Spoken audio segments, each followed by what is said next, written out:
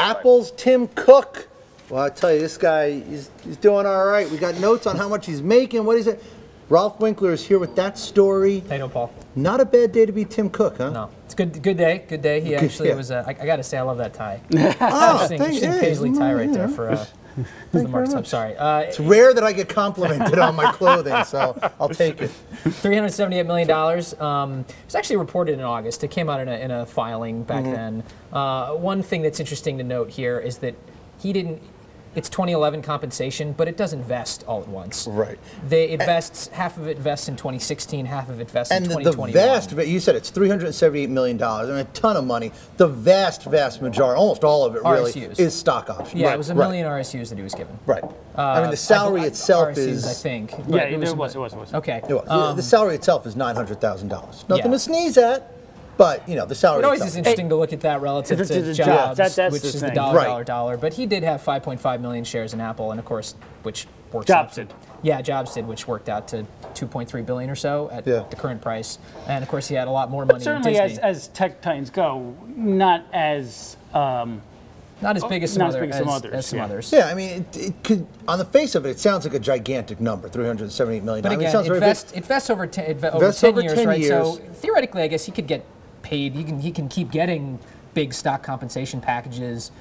This year in 2012 and in each year hence. But probably I wouldn't expect that. I think this was a large retention bonus. They also gave similar big stock awards to some of their other top executives, 50 million or so, to the iTunes head, to a few of them. So, which I think makes sense because a lot of these guys are responsible for a lot of Apple's success. And they do want to keep that management team together. That's the issue, right? And you can make an argument about executive compensation, but if I'm an Apple shareholder, it really, the size of this company relative to the size of the company, the market cap, $50 million really doesn't matter. $400 million really doesn't matter. If this is the guy, million shares. This is the guy that really probably can take Apple to the next level. We're thinking about maybe an Apple TV this time next year, and you know they've got to expand in China. There's a lot more for the iPhone franchise. These are the guys. They want continuity. They really do, and so they wanted to maintain as much of that.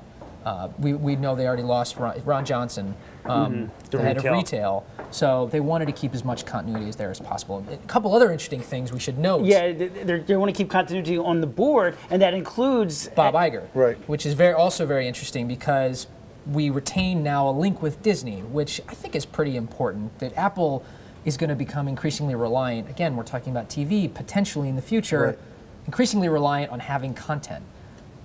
Steve Jobs was, I mean, you read the Isaacson biography, and he's the guy that's negotiating with U2 and all these other bands to get stuff on iTunes. And when it comes to TV content, that's going to be an even harder negotiation. It was helpful that, of course, Steve Jobs was on the Disney board, the biggest shareholder of Disney. Now they add Bob Iger to the board, now that Steve Jobs is gone, so they'll retain that link. So yeah, it's interesting. It seems like what they're trying to do is, I mean, you know, everyone said when Jobs passed that you can't replace Steve Jobs, but it seems like they're trying to do as much as they can to. I mean, you have to try, right?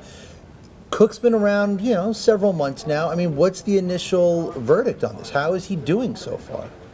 Probably too soon to tell. Yeah. I think it's okay. I think there was some doubt around the iPhone 4S launch only because a lot of us were expecting an iPhone 5.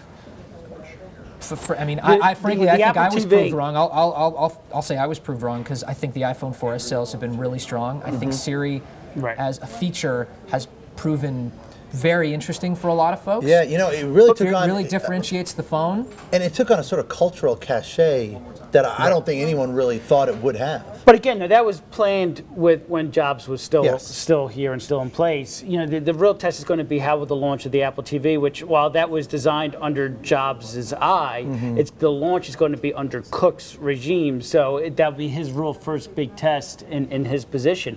But as you noted, on the board, they're also keeping someone else that's rather interesting. Andrea Young, who has not exactly had a good time of it as Avon's CEO. She's stepping down. It's just been such a disaster. On their last earnings conference call, when they threw out guidance, mentioned they're facing an SEC investigation, said that a software installation in Brazil was so terrible that it had a significant impact on the top and bottom line. So she's leaving. She's going to be leaving Avon. one of the analysts on that call said this company is so totally screwed up, the change has to be radical. So it's a kind of interesting that Apple is going to retain her on the board. Yeah. Maybe this would be the last year because she hasn't technically left her job at Avon, but you got to wonder whether she's really up to the task. Maybe she is. I mean, people complained that she was spending too much time on the Apple board and losing Right. sight of her chief job.